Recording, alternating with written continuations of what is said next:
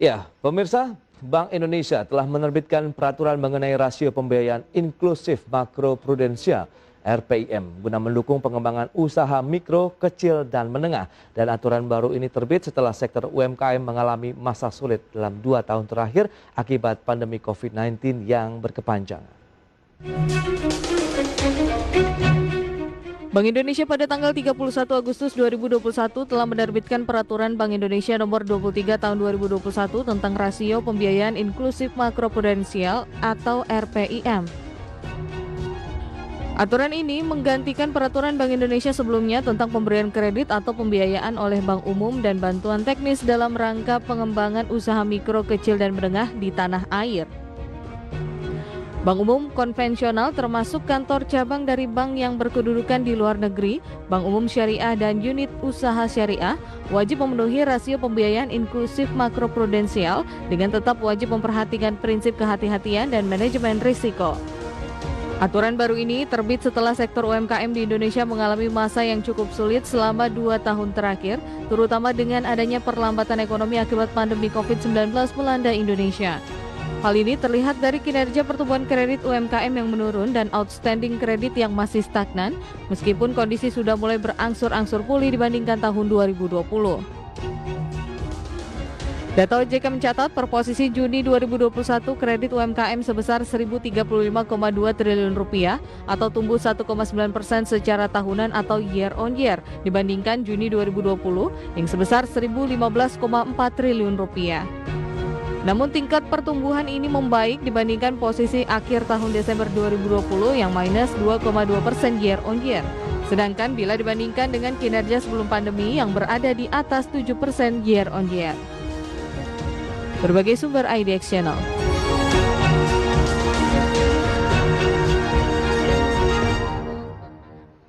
Baik, pemirsa, untuk membahas tema kita yang kedua kali ini terkait dengan perbankan mengenai kebijakan penyaluran kredit bagi UMKM. Kita sudah terhubung bersama dengan Bapak Krisna Arman, beliau adalah analis FI Ratings dari PT Pevindo.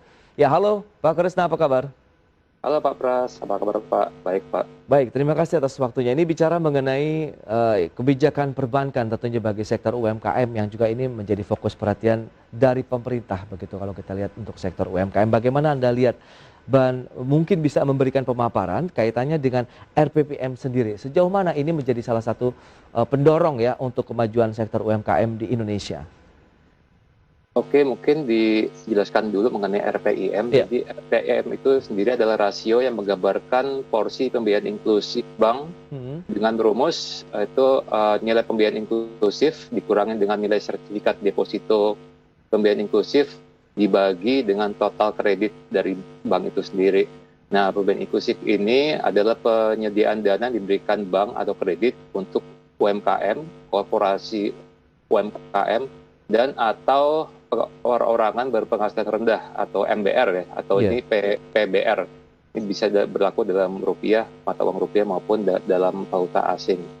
Nah, untuk bagaimana dalam sisi makroprudensial rasio ini dapat membantu ya, karena nanti ke depannya itu nanti akan diwajibkan bank-bank untuk memenuhi RPIM ini.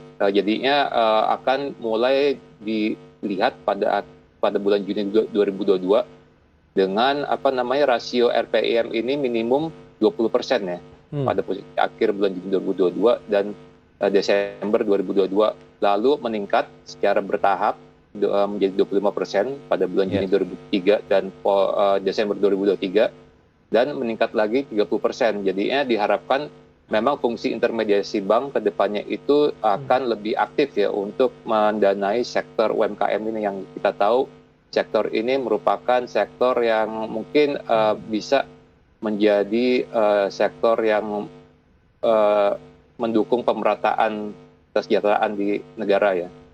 Oke, tapi kalau kita lihat begitu latar belakang, apa sebenarnya mendasari dari adanya kebijakan RPIM ini yang juga dikeluarkan melalui Peraturan Bank Indonesia ini, Pak Krisna? Jadi Peraturan Bank Indonesia atau PBI ini dikeluarkan sebagai upaya Bank Indonesia untuk berperan serta menjaga terpeliharanya stabilitas sistem keuangan melalui kebijakan makroprudensial Jadi kalau BI itu mengatur bank dalam kebijakan makro prudensial, sedangkan kalau OJK itu dalam kebijakan mikro prudensial. Jadi BI ini juga ingin ikut untuk mendorong stabilitas sistem keuangan dengan mendorong fungsi intermediasi yang seimbang dan berkualitas melalui pengaturan RPIM ini agar akses pembiayaan dan pengembangan bagi usaha mikro, kecil dan menengah (UMKM) dan TBR ini bisa meningkat juga gitu. Jadi emang fungsi intermediasi lebih aktif dan lebih merata ke segala segmen ya. Ya, berarti memang ini cukup seksi kalau kita lihat dengan kebijakan yang sudah dikeluarkan oleh Bank Indonesia untuk mendukung UMKM di tanah air gitu, karena kita tahu dampak dari pandemi ini kan cukup menghantam lah dari semua lini usaha di tanah air termasuk juga UMKM. Nah, bicara mengenai kapan berlakunya ini, bisa dijelaskan nih mulai berlaku kapan, kemudian bagaimana juga nanti penerapannya? Kalau untuk mulai berlaku pada tanggal diundangkan, itu tahun ini. Tapi mulai menjadi wajib itu tahun depan ya. Tadi sudah dijelaskan bahwa Juni 2022 itu akan pertama kali dilihat tingkat minimum RPIM-nya itu 20%. Lalu untuk yang tahun depannya lagi di tahun 2023 akan diwajibkan menjadi 25%. Dan tahun berikutnya tahun 2024 diwajibkan menjadi 30% ya. Dan itu dilihat pada 2 titik cut off, yaitu bulan Juni dan bulan Desember. Itu dia. Jadi memang ada ketentuan juga nih kapan bank sudah wajib ya menerapkan aturan RPIM ini begitu ya Pak Krisna ya. Iya betul Pak Pras. Baik, tapi kalau kita lihat dari sisi kriteria usaha nih, yang mungkin bisa dijelaskan apakah ini masuk dalam golongan UMKM atau tidak, karena kan ini terkait dengan aturan PBI ini untuk menjalankan RPIM dari perbankan. Iya betul, jadinya kalau untuk definisi UMKM ini memang dari bank ke bank untuk definisi korporasi, komersial dan juga consumer itu range-nya cukup bervariasi. Oleh karena itu kalau untuk peraturan seperti ini harus ditetapkan range yang seragam ya. Dan untuk PBI tahun 2021 ini itu kita menggunakan PP nomor 7 tahun 2021 juga. Jadi kalau kita lihat itu dilihat dari segi modal usaha dan dari segi penjualan tahunan. Sedangkan kalau yang untuk kriteria UMKM sebelumnya itu dilihat dari kekayaan bersih dan penjualan tahunan. Sementara kalau diselidiki sendiri, penjualan tahunan itu juga sekarang lebih fleksibel mungkin ya, jadinya lebih yang untuk ukuran mikro aja sekarang penjualan tahunan itu sampai dengan 2 miliar rupiah. Baik. Sedangkan dulu itu hanya sampai 300 juta rupiah. Kalau untuk yang sektor usaha kecil itu 2 miliar sampai 15 miliar rupiah penjualan tahunan. Lalu yang dulu itu hanya 300 sampai 2,5 miliar penjualan tahunannya. Sedangkan yang menengah itu lebih besar lagi untuk penjualan tahunannya itu untuk yang di peraturan PBI tahun 2021 ini 15 miliar sampai 50 miliar. Di mana kalau yang dulu menurut Undang-Undang tahun 2008 usaha menengah itu hanya 2,5 sampai 50 miliar ya. Jadi memang dari segi range pun dibuat agak lebih tinggi ya. Mungkin juga untuk memudahkan bank juga agar agar tidak bisa menyesuaikan dengan praktek underwriting yang sekarang ini ya, underwriting kriteria yang sekarang ini. Baik. Nah, jadi memang kalau bicara mengenai kriteria usaha yang dapat digolongkan, apakah ini masuk dalam UMKM atau tidak, tadi sudah dijelaskan ada beberapa hal yang perlu dicermati dan ini perbandingannya juga dari undang-undang dan juga dari PP ya, peraturan pemerintah begitu ya Mas Krisna ya? Iya, jadinya kalau dulu itu didasarkan pada undang-undang, sekarang ini didasarkan pada PP yang memang baru dikeluarkan tahun ini juga sih. Memang untuk tujuannya emang agar lebih mengaktifkan intermediasi ke UMKM dan juga ke sektor ekonomi secara keseluruhan. Selain dari penjualan tahunan juga dari modal usaha, tapi modal usahanya itu tidak memperhitungkan tanah dan bangunan ya. Soalnya kan kalau misalnya untuk sektor mikro nih modal usahanya 1 miliar, tapi kalau misalnya dia itu 1 miliar tapi punya kiosnya di lahan prime, kalau dihitung sama tanahnya otomatis sudah langsung terpenuhi ya. Oleh karena itu untuk tanah dan bangunan itu memang dikecualikan dari perhitungan modal usaha ini. Nah, untuk modal usaha juga sama, itu ada peningkatan juga untuk sektor mikro. Itu untuk modal usahanya minimum sampai dengan 1 miliar ya. Kalau dulu kan hanya sampai 50 juta kekayaan bersihnya. Sedangkan kalau untuk sektor usaha kecil itu sampai 1 miliar sampai 5 miliar. Lalu untuk sektor usaha menengah 5 miliar sampai 10 miliar itu untuk modal usahanya. Jadi ini pilihan antara modal usaha dan penjualan tahunan. Biasanya sih kalau untuk bank itu menggunakan mana yang lebih besar ya untuk kalau mereka itu menerima nasabah untuk sektor UMKM ini. Oke, tapi dari dua aturan ini bisa dipakai baik yang undang-undang maupun peraturan pemerintahnya nih Mas Krisna untuk penentuan batasan UMKM-nya. Kalau untuk PBI yang saat ini itu hanya memakai yang PP aja. Yang PP nomor akhirnya 7. ditetapkan begitu ya. Oke. Ditetapkan pakai nomor PP. Itu memang juga untuk membantu juga ya lebih fleksibel bagi banknya. Karena kalau misalnya bank itu disuruh untuk menyalurkan ke kredit mikro, tapi penjualan tahunannya itu maksimum 300 juta, itu mungkin agak lebih membatasi ya. Mungkin mereka itu harus lebih mencari nasabah-nasabah yang sangat-sangat mikro gitu. Sementara kalau kita pakai PP yang udah lebih baru, 2021 ini, itu penjualan tahunannya itu untuk sektor mikro sampai dengan 2 miliar. Jadi bank itu sendiri juga lebih fleksibel ya. Oke, itu dia ada penyesuaian berarti ya dari sisi kriteria UMKM ini ya, usaha-usahanya. Baik, kita akan jeda sebentar Mas Krisna, nanti dibahas selanjutnya seperti apa sih prospeknya terhadap pertumbuhan kredit UMKM begitu dengan adanya PBI ini, dan pemirsa kami akan segera kembali sesaat lagi.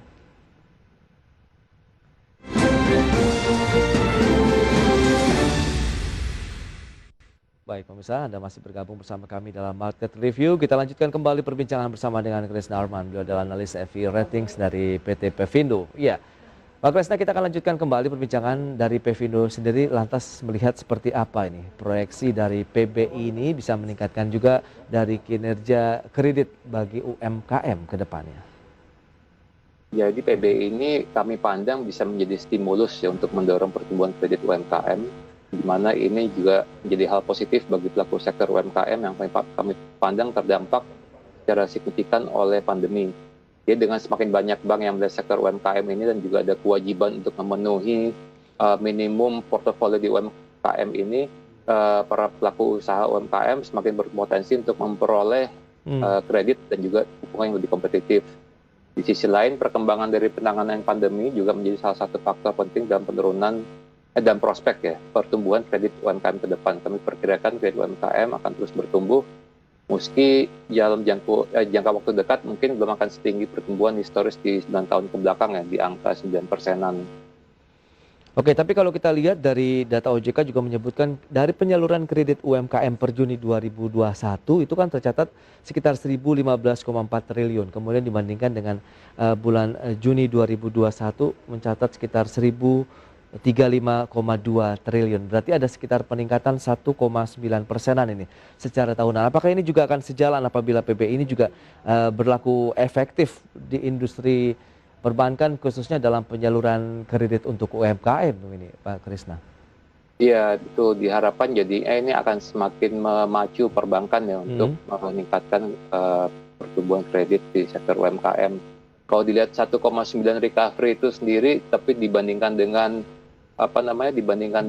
drop yang di tahun lalu sih rasanya masih cukup jauh. Jadi recovery ini di tahun ini lebih karena karena tahun lalu itu dropnya cukup tinggi ya. Jadinya angka sedikit bertumbuh juga udah termasuk ke dalam recovery 1,9% itu.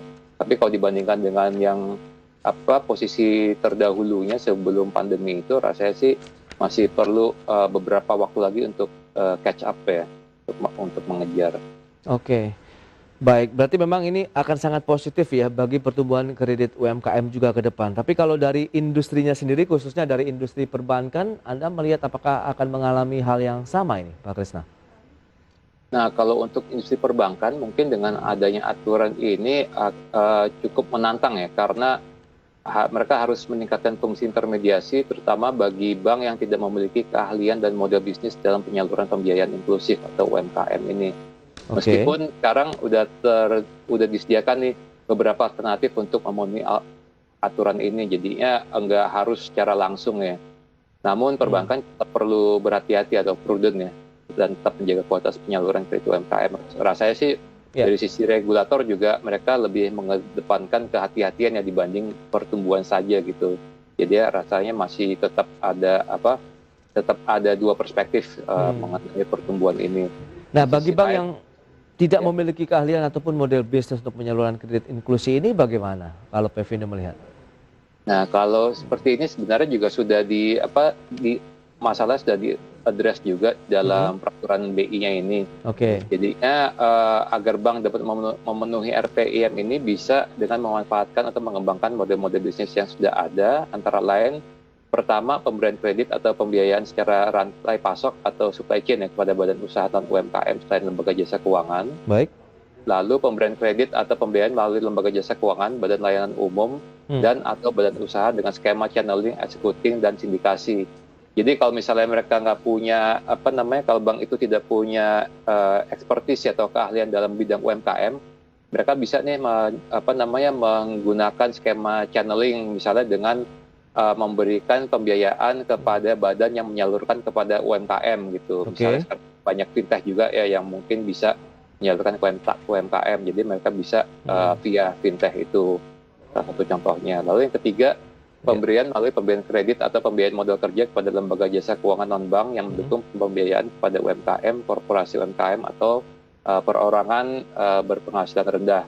Lalu yang keempat ini mungkin ada yang sesuatu yang cukup baru ya, atau terobosan adalah pembelian surat berharga pembiayaan inklusif atau SBPI. Jadi sekarang juga sudah difasilitasi dengan surat berharga juga ya khusus untuk pembiayaan inklusif ini. Baik.